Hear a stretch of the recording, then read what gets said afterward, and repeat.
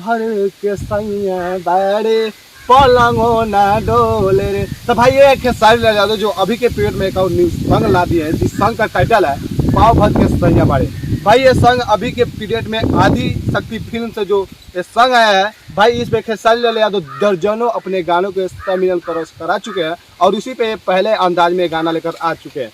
तो भाई लोग ये गाना काफ़ी अच्छा है और इसमें जो लड़का ये दिख रहा है भाई ये यूपी का रहने वाला जो काफ़ी फेमस लड़का है और इस गाने के टाइटल में और एक गाने के जैसा ही इस गाने में इसका उपयोग किया गया है, जिसमें काफ़ी बेहतरीन एक्टिंग किया है।